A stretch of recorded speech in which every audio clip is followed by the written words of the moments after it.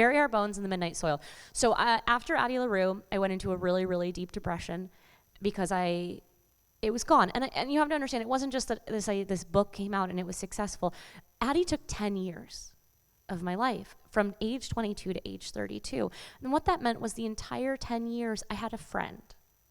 I had this fictional friend who lived in my head, who was a passenger on the ride that I was on. And I would check with her every time I went somewhere, every time I saw something wonderful. I would ask myself, how would Addie see this? How would she interpret it? How would she live it? So for 10 years, I had a fictional best friend. And then when that book was done, I had to put it away. I kept staring at this open grave left behind by Addie LaRue, by the book. I had dug this book out, right, from my head. And now I just had this open plot, and I kept trying to throw things into it to make them grow. I kept trying to make a story grow in Addie's wake. And I don't know how many of you are writers, but if you try to force a story, it will not come.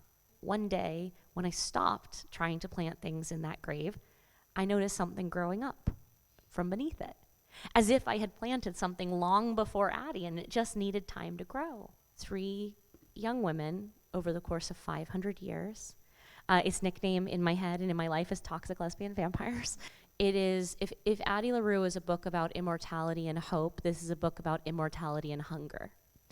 It's specifically about the amount of space that young women, specifically queer young women, are told they're allowed to take up in the world, and what happens when you want more. It is a book for anyone who feels like they have been told to make themselves smaller. For many, many years, I tried to make my queerness smaller. I tried to be like the kind of lesbian that wouldn't offend. And I also really wanted to write a lesbian villain. And for so long in publishing, I didn't feel it was possible, because if you wrote queerness and villainy together in a character, everyone said that you were trying to conflate the two, that what you were saying was actually that queerness was villainous, instead of what I was trying to say, which is that queer characters and queer people should be allowed to have the same amount of complexity that their straight counterparts do. I had an editor early on for a project ask me why the character needed to be gay instead of straight if it never had a bearing on the story. And that's because it's just so programmed into us that the default should be one way.